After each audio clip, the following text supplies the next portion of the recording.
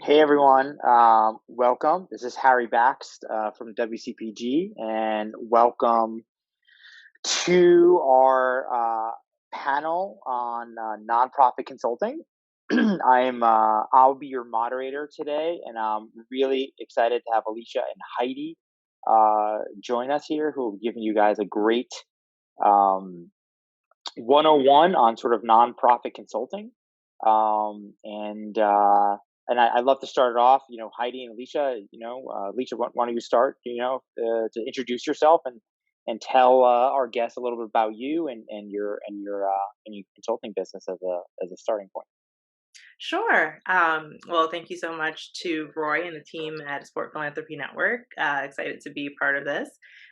So, my name is Alycia Powell. I am the co founder of Champions for Philanthropy. We are a consulting agency that works with athletes, entertainers, and other influencers to help them with their nonprofit. So, everything from helping them start up their nonprofit foundations as well as to helping them manage their foundations. And because having a nonprofit isn't the right choice for every athlete, we also help with creating strategic partnerships with existing nonprofits, as well as helping with different charitable initiatives and events.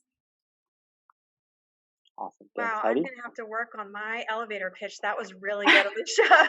Well, thank you. So no, seriously, maybe you can help me. My name is Heidi Webb. I think I see some familiar faces from the last session. So I've been in the nonprofit space for 21 years, 2.5 of them as a fundraising consultant. So I was a frontline fundraiser for most of my career. And then 2.5 years ago, it really was a calling for me. I looked back at my professional career and said, it's really interesting, but all of the nonprofits I've worked with, I've either started their development departments or I've healed them. And by heal them, I mean, I can use the greatest example as I went into an organization that had a 9-person development team, and they just weren't producing results. They were all very nice people and they loved the mission, but the nonprofit was frustrated and needed someone to come in rather, and make it more high performing. And so, but if you look at that, it's all capacity building. And I thought, well, what if I could do this for a number of organizations, not stick around forever and punch in a time card. I know what that's like. I've done that, had a successful track record, and I literally just jumped. I didn't have a business name, but I had my first client. And so I just did it. I always wanted to do it. And so I've been building along the way and marketing along the way. I've been very blessed to have in my network some pretty phenomenal people who have helped me be a better at marketing myself. But I'm not as good as Alycia yet on my 1-minute message. I can tell you this, and so just kind of a fun fact. It's still morning, maybe a little bit of a coffee boost here, but the name of my organization is Kite Fundraising, and that was a personal and strategic decision.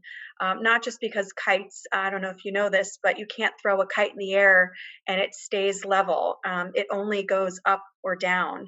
And so I'd like to think that I help nonprofits soar as a kite, but it actually comes from a childhood story that was my favorite growing up, called Mary Poppins. And Mary Poppins, I was thinking of business names and I thought Toppins, Poppins, no, I don't want to get sued. In every Mary Poppins film and book, if you go back and look at your child's book, or if you kept your copy, there's always a green kite in a couple of the scenes. So anyway, green kite for many reasons. I help nonprofits soar. I don't look to be on staff permanently, but I like to come in and really roll up my sleeves and not just advise. So that's it. Alycia, you can help me later on how to wrap that up in a minute. I thought that was excellent. Maybe I need to expand mine a little bit more.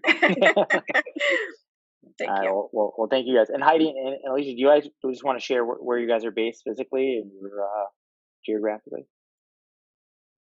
Yes, Heidi. So you mentioned it's morning where you are. So I'm on the East Coast. Our office is in New York City, and I'm based in the Westchester County area. But our office is based in New York City. Shame on me. I am on the East Coast as well. I was being cognizant of the people who I think are mostly Chicago and out west, but maybe I'm wrong, because here you are East Coast too. Love New York. I'm in the Washington metropolitan area. I work with clients all over the world, Kenya, New York, California, but I'm here in the Washington metro area. Awesome. Thank you guys. And Harrie, what about you? Yeah. So I'm in New York. I'm not far from you, Alycia. I'm right outside the city in Riverdale. So Nice. I'm probably about 10, 15 minutes, depending where in Westchester you are. But our offices are in New York City as well. I have two new friends in New York. I'm going to visit now. Yeah, and for those of you just joining us, we had a couple additional guests. Welcome to Nonprofit Consulting. My name is Harrie Bakst from WCPG. I'll be your moderator. So I want to ask a question for you guys. With our own consulting, we work with nonprofits, we work with talent, we work with brands. I noticed, Alycia, like you guys are zeroing in sort of on athletes, right? An athlete philanthropy, and Heidi, you seem to be sort of really zeroing on sort of but really with nonprofits, right? That's sort of your main client, right? Yes. So I'd love to hear from each of you, in your decision to sort of zero in on those particular sectors. Because obviously when someone hears consulting and starting a consulting business, right, that's a pretty general term, and so I'd love to hear from each of you guys, your sort of decision to zero in on that sort of customer base.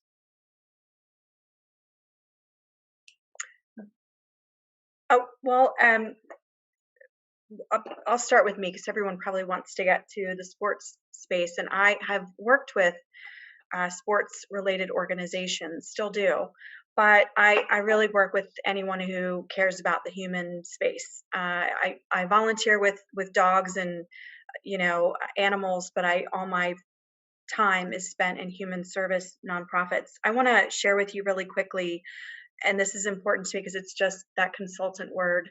And I know the two of you will appreciate this. I don't know if you remember, I don't know, if it made a mark on you, but about a decade ago, UPS had this commercial and there were these two sharp looking, dressed in suits gentlemen, and they were selling to this executive. We can do this, we can do this, we can do this. And he says, great, go do it. And they kind of looked at each other and said, we're consultants. We're not going to do it. We're just going to tell you need to do it. So I don't think any of us are like that here. I'm definitely not. And I would say to you that I work in the space of human service because I transitioned from for-profit to not-for-profit and wanted to make a difference, wanted to make an impact. And what I like about sports, and then this is a segue to you, Alycia, is sports is like a unifier. It's an equalizer. It's something where everyone can relate. I work with rare disease, and you start talking about rare disease, and some people go, huh? And they, university, colleges, it all runs the gamut. But when you talk about sports, you're talking about coaches and players and professionals and celebrities and memories that link you back to what it's like to be a part of a team and to be challenged. And I've completely gone off on a tangent, Harrie, and I'm a bad panelist because I've lost my train of thought. That's okay. To bring you back, what made you sort of target sort of the nonprofit customer? We've lost some people. We've lost some people. Yes. Okay. I'll make this a lot shorter and sweeter. I've been fundraising for 21 years. And so I know the space really well. I've always done human service. So for me, it was just a natural. Now I can do this and serve, 5 to 8 charities at any one time, as opposed to, build up an organization and then sort of come in and keep the seat warm. I'm not a seat warmer. And so this just, allows me to feel like I'm doing more in the world. Awesome. Thanks, Alycia. On the athlete side? Yes. So for us, my business partner, Michelle, and I, we started Champions for Philanthropy because we wanted to get back into the sports industry. We both had our postgraduate degrees focusing on sports. Me with a law degree with a focus on sports, and her with her MBA focusing on sports marketing and management. So when we had the conversation to start up our company, we knew we wanted to go into the sports world, but we wanted to figure out what made the most sense. And consulting was the natural fit. I had, after law school, had done some consulting for small businesses, entrepreneurs, and nonprofits.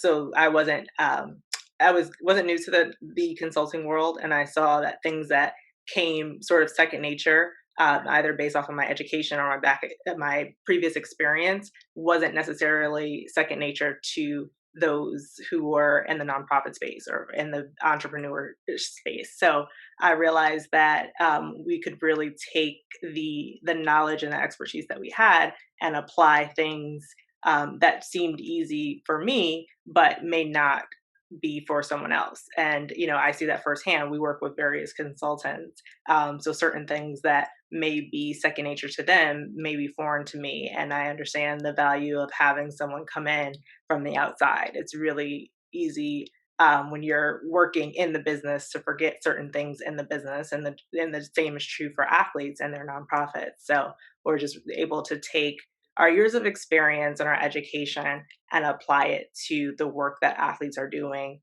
either in the nonprofit that they already have, or when they're starting up their nonprofit, or just to make a social impact. That's great. That's yeah. So needed on both the nonprofit and sort of the athlete, philanthropy space. And by the way, I forgot to mention, my apologies for those who are with us. We're going to be taking questions at the end of this. So if you want to submit your questions on the chat feature on the lower middle part of your Zoom, put that in there, and then we'll get to questions as we're final like 10 minutes. So just a reminder to put your questions in the chat thread. Okay. So I'm sure there's a lot of people here, both on this Zoom and also who will be listening to this on the recorded side of it, who are nonprofit organizations, right? It's funny. I just had a 9:00 call, and this question came up with sort of like the decision, like to work, with someone in house full time, or to sort of have like kind of consultants. Like what are the benefits? Heidi, I'll pass this one to you, and then Alycia, I have a follow-up question to you after that. But Heidi, what are sort of the benefits, you sort of tell your clients to sort of work with a consultant, whether it be in replace of a full-time hire or in addition, sort of a supplemental hire from a consulting perspective? What's your answer to that? Sure. Well, fundraising is one of those spaces, and that's my specialty. So I'm going to speak from my seat and from my experience. And it's one of those jobs, let's call it, that people want to cover itself, right? It's not an expense that you want to defer to your donors necessarily. And so for me, when you begin to bring someone in house, they are focused on all aspects of development, but not really specializing in one. So they're, writing your grants and asking your major donors and starting a capital campaign. And that's a lot to ask one human to be an expert in. And it really is a lot to ask them to be in charge of as well. So here's where I think fundraising consultants are of an advantage to an organization. Either when they're looking to launch either a major gift or capital campaign, the mistake that a lot of nonprofits make, and Kresge Foundation spoke to this many years ago when they said, we're not doing capital anymore, we're done. This is ridiculous. Every time we give an organization capital, they build the building, and then they're bleeding on the program side. And so bringing in a consultant will allow your program fundraising, your general operating fundraising to continue on while you're building, and securing funds for this other thing that you're doing. And I mentioned capital campaign and major gift, but there's also endowment campaigns. And then two, sometimes it helps to have an outside person evaluate and assess from their experience level. So again, speaking to my experience as a W-2, you bring in a fundraiser who maybe is a year or two out of college, who has all the energy, all the enthusiasm, loves the mission. Keep them, please. But to help them along the way, you can provide consultants who mentor and train, while also raising funds for your organization and pointing out the things that might need the systems that might need to be improved upon. I can actually take the full hour going on, and I won't. But the biggest, probably, you know, advice I can give someone around hiring a fundraising consultant, A, is obviously track record, but B is to don't look at them as permanent. I've had several clients who have asked me to 6 more months, Heidi, 6 more months, 2 more months, 3 more months. And I've actually said no. And I haven't said no, I'm leaving, I'm out, peace out. I've said, let me help you find someone in-house. It's time. You're ready. I mentioned Mary Poppins earlier. If you are familiar with that story, she grabs her umbrella, the family's crying. She could stay forever. It was a very happy situation. But consultants should also know when it's time, and they could still be a resource to you and your organization. Hey, we're doing this other thing. I can't tell you how many people call me back to either respond to a need or help a new hire. But I think you're looking at consultants to bring their skill level at a fraction of the cost, and hopefully leave you empowered with the knowledge they've shared and the lessons learned at the end of their time with you. That's great response. Thank you. And also, especially when you're sort of keep in mind, in addition to everything that Heidi just said, when you're talking about sort of consultants, either sort of taking or sort of working with a nonprofit that they're trying to not have a full-time person. Consultants, you're not paying benefits, so it could be a potential cost savings with a higher level of experience, in certain cases. Thank you for that, Heidi.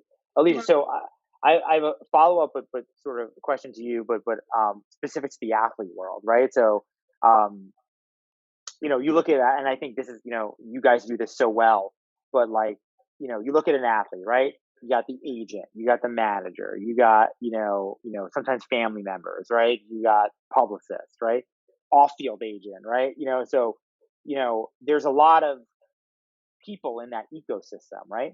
I remember, when there's, we work with Sean Penn's organization. We launched Pele's Global Legacy Foundation, and I remember being on a conference call with 20 people, and sometimes, how you guys do a great job, I think, really sort of getting into the ecosystem and sort of advising an athlete and sort of that their team, for lack of a better word, sort of on their philanthropy. Tell us about that process, and I think why is it so important to really kind of get in there and make sure you have a seat at the table when it comes to their philanthropy. Yes, and it's interesting. I had a conversation about this last week, just because there are so many people in the athletes ecosystem, because they are their own entity, right? So they have they have different pegs in their world there, and we fit in where we can, because philanthropy is, for a lot of them who are coming to us, it is very important. So we have to work together with their agent, with their financial advisor, with their accountant, with their family members, with whoever is helping to run their entity, as they are CEO of their own brand. So for us, it is really important to identify who we should be working with closely.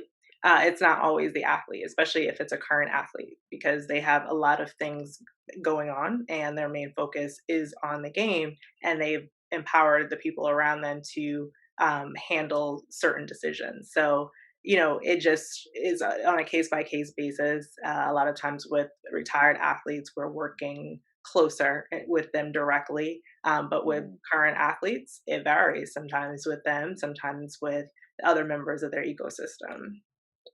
And as a follow up to that, I found a lot of our athlete clients, we're being current players, we're being brought in via the agent, right? Because the agent, whether it's the marketing agent or the kind of contract agent, they want, this is not their job, right?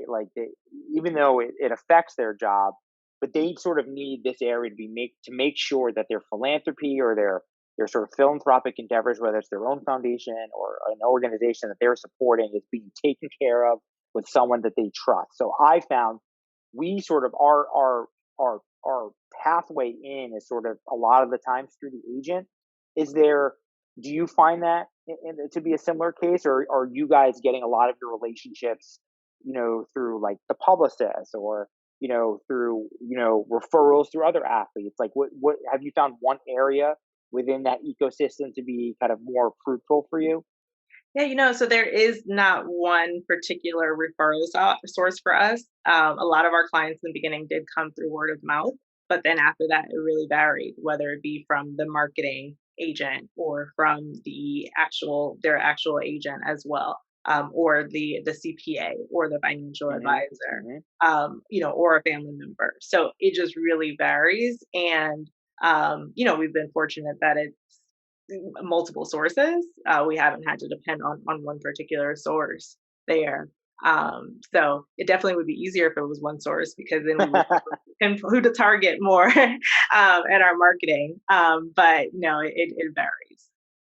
Yeah, well, that's not a bad thing. I actually think, because God forbid that agent loses that relationship, or that one. You know what I mean? It's good to diversify. So I'm fully with you that. And Heidi, on the fundraising side, um, I think on the fundraising side, one thing I've noticed when it comes to fundraising consultants is sort of to use a sports analogy, the handoff. Where does the handoff sort of happen, right? In sort of fundraising consultants, I think they can do the research, the targeting, putting the materials together, but then they hand it off sort of the client to begin execution. Do you want to talk about that a little bit, and your experience with the handoff, and sort of how important that is? Absolutely. I actually want to, if it's okay, I want to also tag along to the previous question. I just wanted to say that in my experience, which is far less than the two of you, but I have been approached by athletes who are looking to start charitable endeavors, and my biggest push for them is compliance. I think athletes work so hard for their reputations. They put so much sweat equity into their careers that I hate it. It's heartbreaking if they've gone into starting a charity as with all heart, right, and bringing in their network of folks who are good to them and they're trusted, but they don't necessarily have the experience, and they haven't gotten the correct, again, fundraising angle. They haven't complied with fundraising in a way that will put them at risk. And so I just wanted to make sure I added that, how important that is, that the systems are set up right, and asking for money and documenting donations that may even come easier for them in some cases is so important. So just wanted to add that point. In terms of the handoff, I'm going back to what I said earlier. I information gather, I advise, I test, by the way. I usually don't tell them this, it's not in my contract, but every nonprofit client of mine will get a donation from me at some point, and some will get 2 or 3.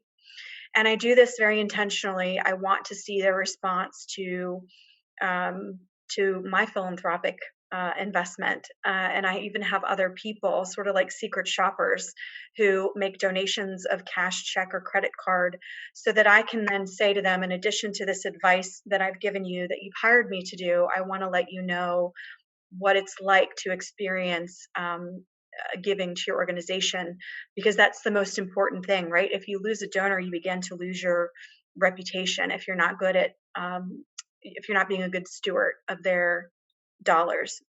But the handoff. So I actually go in and train staff, and if it's a small team, then I'll work with the ED to figure out how to implement the plan that I've put forth. If it's development director and an ED, same thing. I'll bring the two of them together. I do a lot of board training as well. What I'd hate to do is say, this is what you need to do, and they don't have the resources, or they're not equipped, or we make assumptions because they have a lot of degrees on their wall that they know how to raise funds in particular. I've seen some of the most credentialed humans who I've had to coach in secret because they want to present what people believe about them already, that they're good at fundraising, and they might be petrified and really really kind of stumble when it comes to the ask. So the handoff for me always includes knowledge share, education, and of course a wrap-up report with all of my findings, including the giving journey. Awesome. So, and you touched upon, the sort of compliance, which is, a big thing. And, unfortunately, I feel like you hear a lot more and, bad stories about, particularly athlete philanthropy than good stories. And a lot of the reasons for that is, compliance, right? So whether that be like professional fundraising, state registrations, right? We had, we work with an athlete. I won't say who it is, but we had a situation where their his nonprofit and a for-profit that he had equity in were sort of doing something together, and there was this element of self-dealing, right? So you couldn't have your nonprofit, in other words, create profitability for a for-profit company that you had equity in. So for those, I love for each of you, or for one of you, maybe some people on the call don't know a lot about this. Do you guys want to maybe touch upon some of the compliance issues that each of you have, or one of you have sort of come across? Yeah, just I can start off on the nonprofit side. For us, when we started, especially with my legal background, we wanted to make sure that for athletes, all of It's a their good thing to have in this business. That's right. yes, that the I's are dotted and the T's are crossed. And one joke that always comes across in law school is that everything is no with lawyers. Lawyers just say no for everything. And because I'm not a licensed attorney, I try not to say no as much, but it does come across because there are just a lot of things that people want to do that you just can't. So the answer is a lot of times no. Or we just try to find a different way to do things to still achieve the purpose. So on the compliance side, it just was very important to make sure that everything is in order. So if we're coming and working with the athlete from the ground up, obviously it's a lot easier because we're able to, especially if we have full control, which we'd like to do with the paperwork. That way we can make sure that everything is done properly from the beginning. But it's not always the case. Sometimes, we are brought in for the strategy, but not the paperwork. So it ends up being more work on our side because sometimes we're going back and trying to fix things or, clean up messes. And then if we come in for an athlete who already has a nonprofit in place, same thing. It's sometimes cleaning up things that weren't done correctly, or just fixing things that needed to be done over. So compliance plays a big part in the work that we do. And you can't start one thing, and Heidi will talk about this more, sure, but you can't start fundraising if your compliance is not in order, which I think a lot of people want to get straight into the making money for the organization so the organization can do programming and other things. But if the back end isn't correct, it's just a recipe for disaster. So I think a lot of people don't know about, it's a great point. I didn't mean to cut you off. But I think a lot of people don't understand that aspect of compliance, both as if you're a consultant, as well as if the nonprofit organizations, the state filings, now that things are digital, and that, it's kind of all over, right? So Heidi, you want to, if it's okay, do you want to touch upon that a little bit? Sure. I mean, I don't know the difference between having Zooms and having rooms, as we all know, is I'm not sure who's in the audience or what skill level, so forgive me for simplifying it. But if you are a nonprofit and you're raising funds, just in your little community, then you'll need to you'll fill out a form and be licensed to registered with the state's attorney's office to be able to raise funds in that little community. If you're regional, then you have to get, assuming you're getting dollars from everyone throughout that region, then you'll need those same said registrations. and the list goes on and on. If you are local and you have a California donor who gives to you, or you're requesting donations from, or you're soliciting in any way, shape, or form, you should get registered in the state of California. And registration isn't that hard, but every state, unfortunately, right now has different reporting requirements. So you have to keep up with your reports. There's a lot of really smart people who've figured out how to systemize this. And I always say, back to why you hire consultants, I recommend that my organizations get registered in all 50 states, but there are organizations that will do this for you, and I'm not one of them. But the other piece too, and Harrie, you had said something about the donations piece. What always is a nail biter for me is when I hear of particularly new nonprofits where they do have access to donors who are willing to invest in their organization. If you tell your donor verbally or in writing that you're planning to use those funds for, let's say, a new position, and as things happen, you decide not to hire that position, but you hire a different one, or you use it to buy a van that you need. It's an essential thing, a piece of equipment, but you've already made a promise to that donor that you would use their money for that other purpose, and you can't just kind of move the money to where it's best needed. You'll have to get something in writing from that donor to see if he or she will agree to that change. Many will, if you just communicate with them. What upsets a funder more than anything is to hear after the fact that you've taken their restricted dollars and put them somewhere else. That's a huge no-no. There are others. We could probably spend a whole session on, but those are big ones, particularly for new nonprofits. Funders get that things change, but just be really open in communicating with them. And get a lawyer on your board. Lawyers are the best. I have no bad lawyer jokes. Really, you need them. All right, great. Well, I have two additional questions, and we'll sort of leave it open for Q&A. The first one is, so both of you touched athlete philanthropy, or sports philanthropy.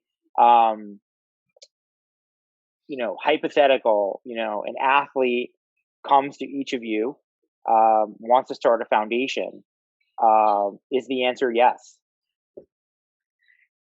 So for us, it's a conversation, right? I know I said earlier, a lot of the answer is usually no for things. But when it comes to starting a nonprofit, I think it's really important to have a conversation about what the long-term goals are. What do you want to get out of this nonprofit? What are your plans? Are you a new athlete? Are you just getting started in your career and you're not able to devote that much time to it right now? Or are you retiring and this is what you want to do? This is part of your retirement plan, running a nonprofit. With athletes in particular, because there have been so many horror stories and so much bad publicity about athlete foundations going wrong, I think a lot of people discourage athletes from starting a nonprofit, which sometimes it makes the most sense. What I'd like to push back on is, some of the reasons for not starting a nonprofit that I hear in the sport philanthropy world for athletes is because, you'll have your family members running it. But if you look at a lot of private foundations, they have family members running their nonprofits, right? And no one seems to have an issue with that. No one seems to have a problem with nepotism unless it comes with athletes.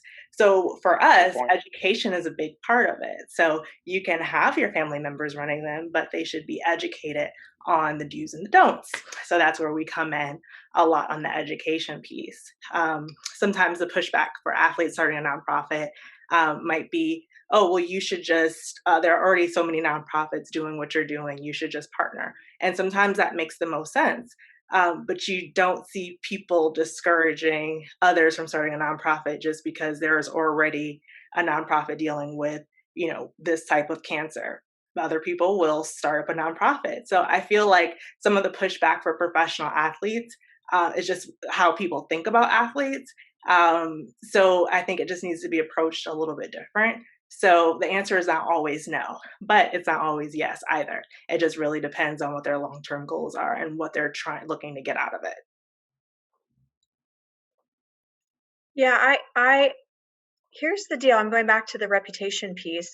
They've worked so hard, athletes, for their reputation. I protect it with everything you've got. I have said no before, which is funny. I'm a pretty happy-go-lucky person, and people are expecting yes to come out of my mouth all the time, and are always taken aback when I say no. But I have, and I'm still friends with this particular athlete, and he took my advice, and it was the best advice. But for those who it's the right decision, for all of the reasons that Alycia just said, and then some, I just would say, also go into it knowing that you have one sort of branding hurdle to get over. And as a fundraiser for nonprofits, celebrity-based nonprofits and athlete-based nonprofits, there's this perception, well, you've got all the money, why don't you just fund it and do it yourself? Why are you asking other people for money? Why are you, and so that is a hurdle, a branding marketing hurdle that I would say is really important to get over. Now, certainly, many athletes are willing to and usually start the organization with their funds and their families' funds, but in an ideal scenario, they're engaging more people in the community because it is such a great mission. So yes, I've said no before when it made sense. I don't start out saying no in life in general, but I, as a cautionary and protective measure, I do.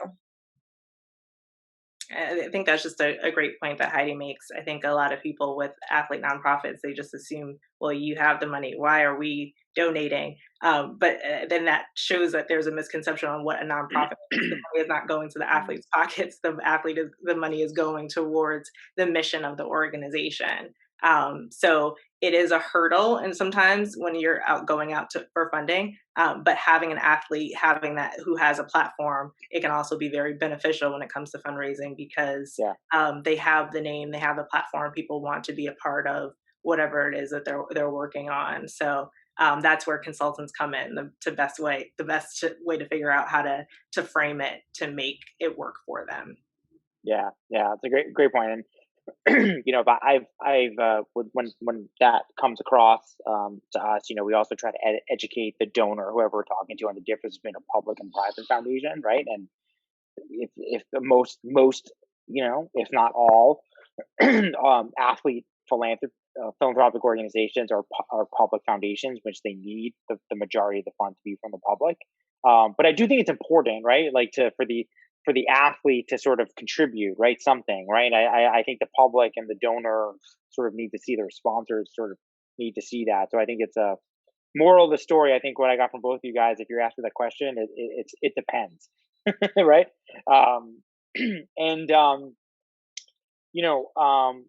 For those, again, we don't know sort of the background of everyone on this call, but I want to sort of set up this final question to you guys. If we do have people sort of in the audience who are either thinking about starting their own consulting business, right, versus them sort of being more of customers of consultants, what advice would you guys, have for someone who's thinking about sort of launching their own kind of nonprofit consultancy? I'd love for each of you to give a word of advice or an encouragement to anyone. Heidi, with 21 years of experience, I'm going to listen to your advice. So you please go first. Oh, I wasn't sure. Was that an audience question, or I wasn't even in my head? I was waiting. I was looking around at the names, and so yeah. So we don't want to hear from the audience right now. So I don't know if we have an audience of consultants or we have an audience of people looking for consultants. And if it's looking for, I want to know, like, what's holding you back? What are you afraid of? What are you excited about? If it's folks that are looking to be consultants, then let's have a conversation. But is there any way first we can find out, are the folks who dialed into this particular panel, are you looking to be a consultant, or are you looking to work with consultants? Can we show do a hand thing, or we just have folks that are in 5 different panels and they may or may not be hearing what I'm saying? Yeah, I asked, and no I'm response. kind of ad-libbing here. Yeah. So it's a little bit of both. Okay. Yeah. So if you're looking to be a consultant, I lucked out, and I'm knocking on wood. As I said earlier, I jumped in. I didn't even have a lineup of clients. I just had my reputation and years of doing this, and the business came. I didn't even have a website. I didn't even have business cards. I just did it. I wouldn't suggest that. It doesn't always work out. And then, of course, had I done this just before COVID, where would I be today? So I think, there are a number of resources out there. In fact, there's a woman, Susan Schaefer. If you're looking to be in a fundraising consultant, she has what's called a consultant's playbook. It's a book that she published, and I think it's just fabulous. She's a really talented, serious professional. She's very serious about fundraising, and I think it's a great guide. I also think life is short. I just lost my father this year, just a few months ago, and I lost my dog right afterwards. And I just was reminded that really what that means to do what it is that you want to do. So consulting is not going to be less hours, FYI. It's more hours actually. It's not, you have this vision maybe of Richard Branson and, hanging out and body surfing one day and, consulting a couple hours here and there. It's not necessarily like that, at least in the beginning. Get your paperwork done, right? Get your licensing done, line up your accountant. My Lord, please line up your accountant. Again, learned from, I again jumped off a cliff, and I wouldn't suggest doing that way. I just got really lucky, I guess. And, if for the other half of you who are thinking of hiring a consultant, I would just say meet with them, have a conversation. You have to like them because you're going to be hanging out with them in a different kind of way. With staff, you don't necessarily have to spend a lot of time together. You can say good morning. You could see them on a Zoom call. But with consultants, you're like in the trenches together, and you're usually wanting to expedite something on a fast track. At least that's my experience with fundraising. They want it yesterday, right? I'm okay moving quickly, but get to know me. Make sure I'm your cup of tea, because we are going to hang out together. And if I'm not, neither of us are going to be happy if it's not a symbiotic relationship. So, and then obviously references. If you're hiring consultants, see and look for clients that are similar to yours. So if you're in the sports space, look for their sports clients, give them a call. If you're in the foster care space, check that out as well. But meet with them. We have a couple questions. Oh, sorry. Go ahead, Alycia. Oh, I was going to say, I echo what Heidi is saying, especially the relationship piece, because being a consultant is definitely a different relationship than having someone on staff. So you're spending a lot of time, definitely more time than you are sometimes with the people that you're working with. And with consultants, I think it's really, if you are looking to be a consultant, it's very important to keep in mind that you don't have a 9-to-5 schedule, because as a consultant, you are at the whim of the client and when the client needs you. Whereas if you were working in an office setting, you would be a little bit more 9-to-5. This is your defined role. As a consultant, sometimes things come on that are a little bit outside of the scope. And I think it's really important to keep in mind that it's important to be flexible, because you are building this relationship. So if someone asks a question that is outside of the scope of work, we can do it, we can work on it, and then we can discuss later if the ask is continual, maybe we should expand the scope of work, or maybe we should look at the current contract that's in place. But we're not going to do that with the first request because we're building relationship. So I think that's just really important to keep in mind as well, to be flexible as a consultant. Great advice. All right. We have a couple questions here. How much does it cost roughly, a percentage or a flat fee, if you want to share? Anybody? Alycia, you go first. Yeah, so the nature of, it varies. Back to Harrie, it depends. That's the theme here. And it really just depends on what it is that the client is looking for. The services that we offer runs the gamut. So it just depends on what they're looking for. A lot of our clients we work with on a retainer fee, but we do work on a per project basis as well.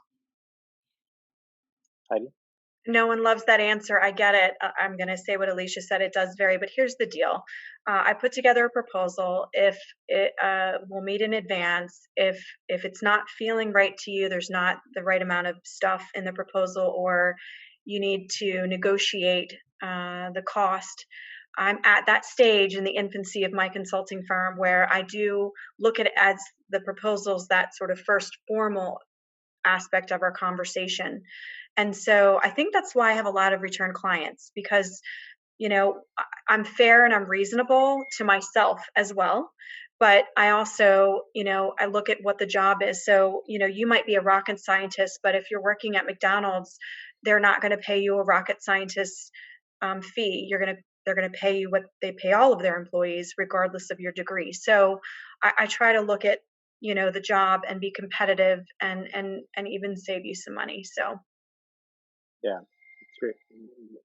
Just the right answer. I think you both. The one thing I'll add in addition to that is on the percentage thing. I think a lot of times when you're doing fundraising, the percentage kind of question comes up, and even though the nonprofit or who the nonprofit who's hiring you, whether that be an athlete foundation, just a general nonprofit, may want to do the percentage. It's actually going back to the compliance that the state kind of attorney general's office no, actually looked down upon that.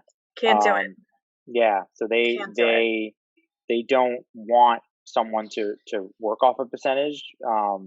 We've tried to create hybrid models where we're getting sort of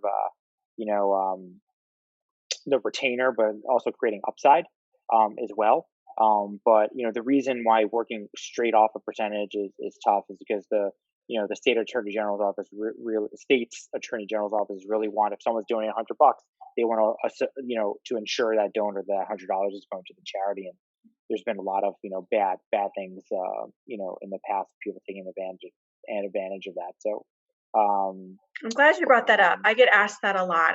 I'm a CFRE. I don't judge what anybody else does, but because I'm a CFRE, which is a certified fundraising executive, and I worked hard to achieve that, those letters after my name, I'm not permitted ever to do a percentage of any fundraising income. So I get it. I get the model. I mean, it kind of makes sense in a coming from me. It's weird to say that, but I get it. It would be great to submit a grant and just get paid, based on that. But to keep it clean, the Association of Fundraising Professionals said absolutely not, never.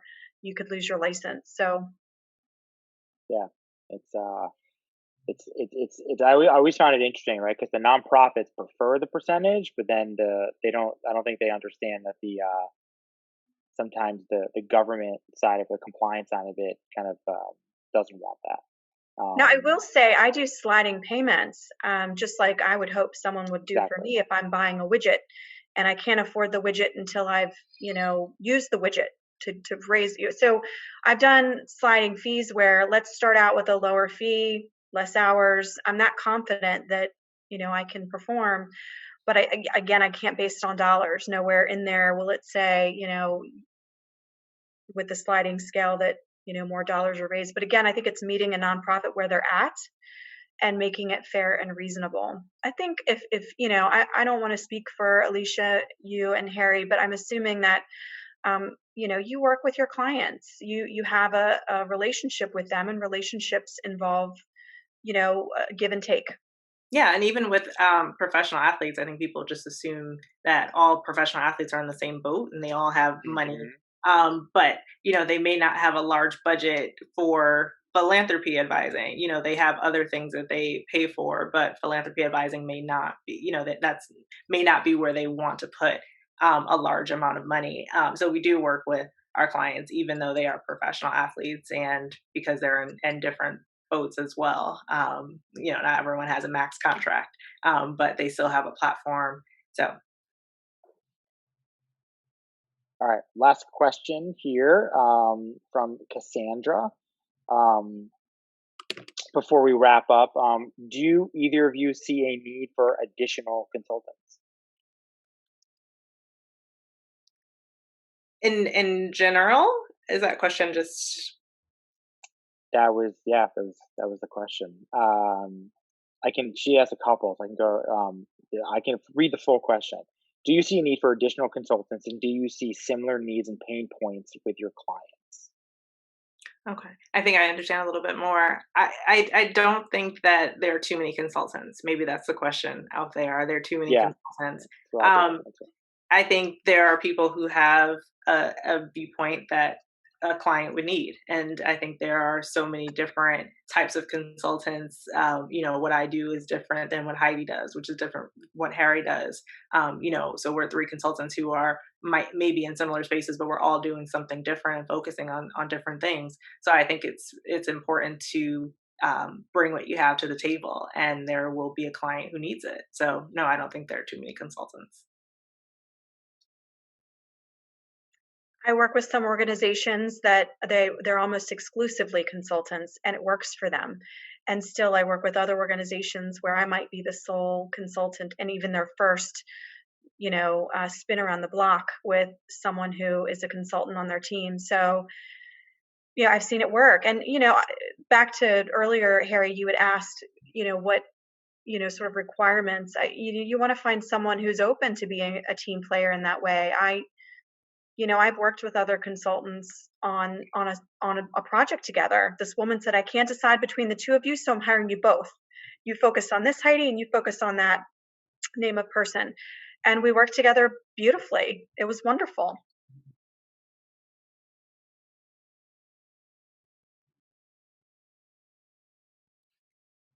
Oh, Harrie, I think you're muted. You're muted. Yeah. Sorry.